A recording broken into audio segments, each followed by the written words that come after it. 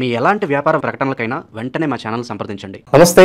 ఈరోజు మన స్టూడియోలో ప్రముఖ ఆధ్యాత్మికవేత్త దైవాజ్ఞ బ్రహ్మశ్రీ వీరాపురం సుబ్రహ్మణ్య స్వామి గారు మనతో ఉన్నారు. సో గురువు గారితో మాట్లాడేద్దాం.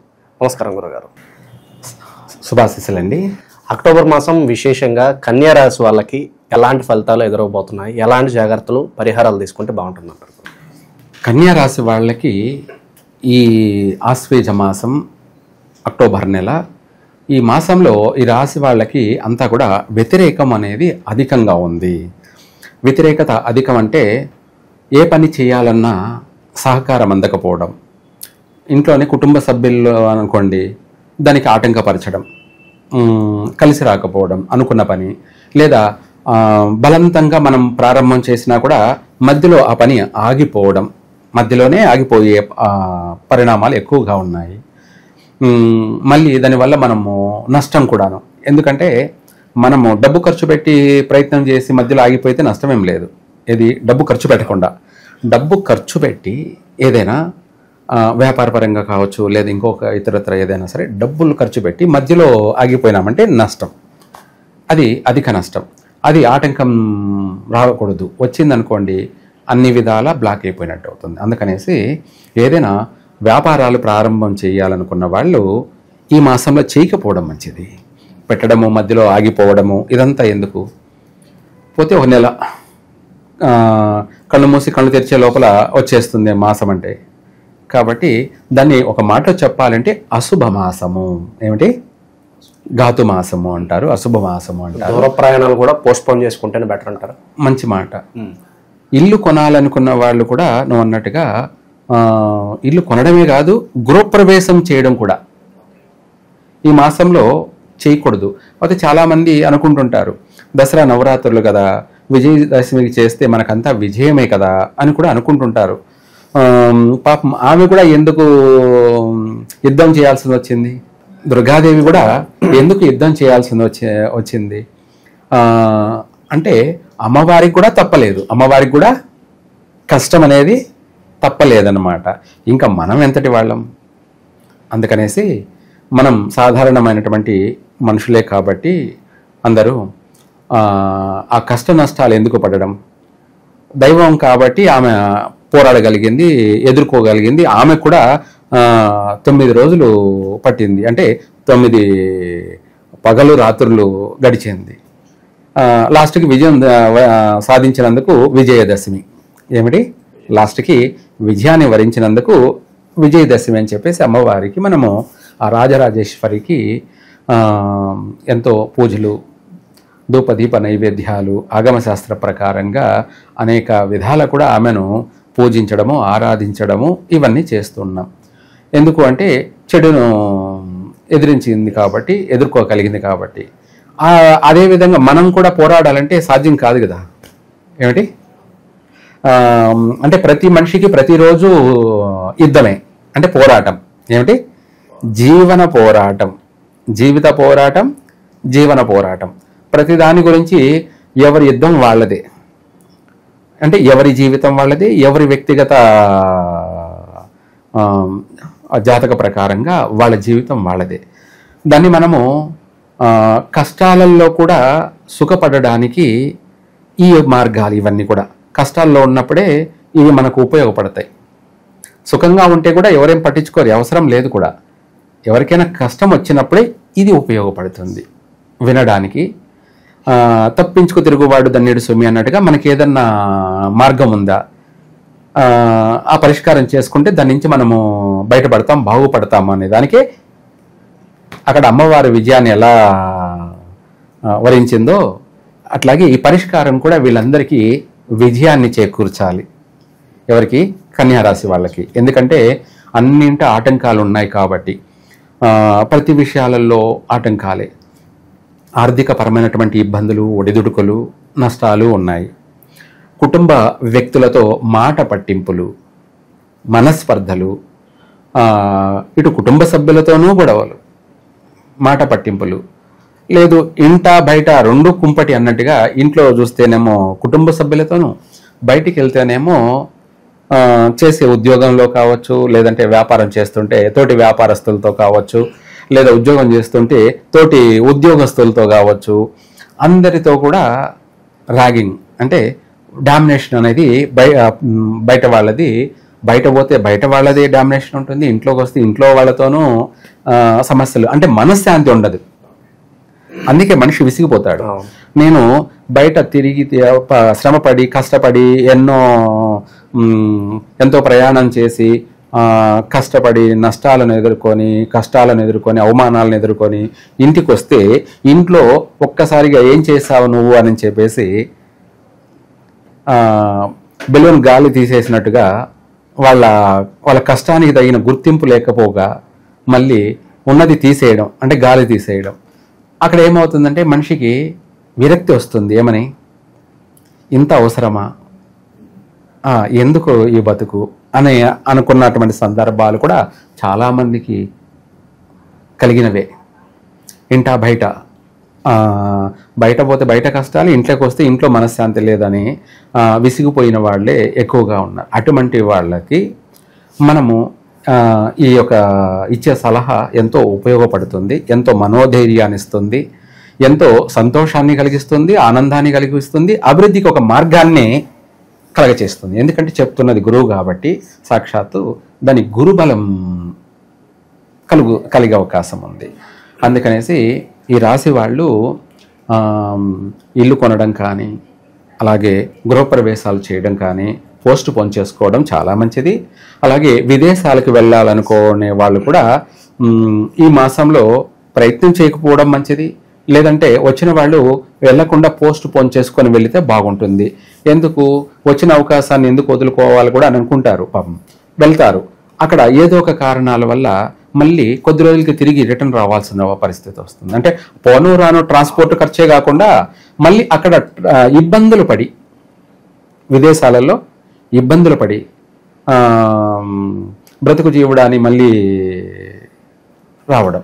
అందుకనేసి ఇటువంటి ఆటంకాలు ఉండకూడదు, రాకూడదు. వెళ్ళామంటే స్థిరపడాలి. అందుకు మనం సరైన మంచి సమయంలో వెళ్ళినట్టయితే అక్కడ మనకు 3 పూలు 6 కాయల్లా జీవితం అనేది అభివృద్ధి చెందుతుంది. అక్కడ రాణించగలం, నిలబడగలం. మనం నిలబడమే కాకుండా మనం ఇంకొక 10 మందికి కూడా అవకాశాన్ని కల్పించగలం. అది డెవలప్మెంట్ అనేది. అది మనము పోస్ట్ పోన్ చేసుకొని వెళ్ళడం వల్ల కలిసే వస్తుంది. లేదు ఈ మాసంలో వెళ్ళినట్టయితే మనమే ఇబ్బందులు ఎదుర్కోవాల్సింది, ఇబ్బందులు పడే అవకాశం ఉంది. అయితే ఈ పక్కన పెట్టేస్తే ఏదైనా వాహనం కొనాలనుకున్న వాళ్ళు అస్సలు కొనద్దు. ఆ వాహనాల వల్ల వాహనాలకి ప్రమాదం, రిపేర్లు జరుగుతాయి, అంటే డబ్బు ఖర్చు. అయితే ఆ ప్రమాదాల వల్ల ప్రాణ నష్టాలు కూడా జరిగే అవకాశం ఉంది. అంటే వీళ్ళకైనా జరగచ్చు, ఎవరు టైం బాగలేదో వాళ్ళకి, అవతల ఎవరికైనా. ఇదే చెప్పాను కదా, ఎవరు టైం బాగలేదో వాళ్ళకి. అందరికీ జరుగుతుందనేది కాదు. ఎవరికైతే బ్యాడ్ టైం ఉందో ఆ బ్యాడ్ టైం అనేది మనం చూస్తూనే ఉన్నాం కదా. రోజు ప్రమాదాలు కళ్ళ ముందు జరుగుతూనే ఉంటాయి, నష్టపోతూనే ఉంటారు, గాయాల పాలవుతూ ఉంటారు, రక్తపాతం అవుతూనే ఉంటుంది, చూస్తూనే ఉన్నాం. వాళ్ళని చూసి అయ్యో అనుకుంటాం, తర్వాత మనం బాధపడుతుంటాం. ఇవి మనం చూడడం కూడా దోషమే. ఏమిటి చూడడం కూడా అంతే కదా. మంచి చూడు, మంచి విను, మంచి మాట్లాడు. చూడడం కూడా మంచి ఉండాలి, శుభప్రదంగా ఉండాలి. అందుకనేసి నిద్ర లేయగానే వీళ్ళు దేవుణ్ణి చూడండి. నిద్ర లేయగానే ఈ కన్యా రాశి వాళ్ళు అమ్మవారిని చూడండి. అమ్మవారిని అంటే దుర్గాదేవి కావచ్చు, లక్ష్మీదేవి కావచ్చు, సరస్వతీదేవి కావచ్చు. విద్యార్థులు అయితే సరస్వతీదేవి ముఖాన్ని చూడండి పటంలో. మిగతా వాళ్ళు ఎవరైనా సరే, మగవాళ్ళైతేనేమో దుర్గాదేవిని చూడండి, ఆడవాళ్ళైతేనేమో లక్ష్మీదేవిని చూడండి. నిద్ర లేయగానే పడగదిలోనే దేవుడు ఫోటో పెట్టుకోండి. ఎందుకంటే అది లామినేషనే, విగ్రహం ఏం కాదు. ఏమిటి విగ్రహం ఏం కాదు. అయితే చాలా మంది చెప్తూ ఉంటారు, ఏమని ఇంట్లో పెట్టుకోవచ్చా పెట్టుకోకూడదని. 100% పెట్టుకోవచ్చు, లామినేషన్ కాబట్టి. ఎందుకంటే మనం నిద్ర లేయగానే చూస్తాం, ఫోటోకి ఎటువంటి మైల్ లేదు. మన ఫోటోలుగా చేసి పెట్టుకుంటాం. ఏంటి మనవి కూడా ఫోటోలు చేసుకొని స్టైల్గా దిగి పెట్టుకుంటుంటాం. వాల్ పేపర్లు పెట్టుకుంటూ ఉంటారు, ఫోటోలు పేపర్లు పెట్టుకుంటుంటారు. అంత మాత్రం నువ్వు దేవుడు అయిపోగా. అలాగే మనము ఎక్కడైనా సరే ఫోటో అనేది పెట్టుకోవచ్చు. ఎందుకు అది కూడా అంటే నిద్ర లేగానే ఆ కలైన ముఖాన్ని, ఆ ఫోటోని చూడగానే వెంటనే, అంటే ఎవరెవరో ముఖం చూసేదానికన్నా ఈ కన్యా రాశి వాళ్ళు ఆ అమ్మవారి ముఖం చూడగానే వీళ్ళకు ఒక పాజిటివ్ ఏర్పడుతుంది. ఆ రూపమే వీళ్ళకు ఒక పాజిటివ్ ఎనర్జీ, శుభాన్ని 10,000 శుభాల్ని కలగచేస్తుంది. అంటే వీళ్ళకు ఆలోచన నిద్ర లేగానే ఒక శుభప్రదమైనటువంటి మంచి ఆలోచనతో స్టార్ట్ అవుతుంది. అదే జీవితం, అదే ముడుపులు అరకాయలు. మంచి ఆలోచనలే జీవితానికి అభివృద్ధి. అంతే కదా, మనం ఆలోచించేదే మన జీవితాన్ని నడిపిస్తుంది. ఈ ఆలోచన కూడా ఈ కారణం ఏమిటి అంటే చంద్రగ్రహణం. మన చంద్రగ్రహణం అనేది చంద్రుడు మనసుకి కారకుడు కాబట్టి, అంటే మన మనసు పైన, థింకింగ్ పైన ఇది బ్యాడ్ థింకింగ్ ఎక్కువగా, చెడు ఆలోచనలు ఎక్కువగా వచ్చే అవకాశం ఉంది. కాబట్టి ఆ చెడు ఆలోచనల వల్ల చెడపకురా చెడేవు అన్నట్టుగా మనం ఏదో చేయబోయి మనమే నష్టపోవడం కన్నా మంచి ఆలోచనతోటి మంచిగా మనం డెవలప్మెంట్ కావడం, 10 మందికి కూడా మనము డెవలప్మెంట్ మార్గాన్ని చూపించడం అన్నది ప్రతి ఒక్కరూ చేసే పని. ఎవరైనా సరే ప్రతి ఒక్కరూ మీరు బాగుండండి, 10 మందిని బాగు కోరుకోండి. నేను ఒక్కడనే బాగుండాలి అని అనుకోవద్దు. 10 మంది బాగున్నప్పుడే నీకు ఎటువంటి నష్టము ఉండదు, నీకు ఎటువంటి నష్టం ఉండదు. నువ్వు ఒకడే బాగుండి 10 మంది కష్టాల్లో ఉన్నారనుకోండి, వాళ్ళ వల్ల నీకు ఇబ్బందులు, వాళ్ళ వల్ల, అంతే కదా.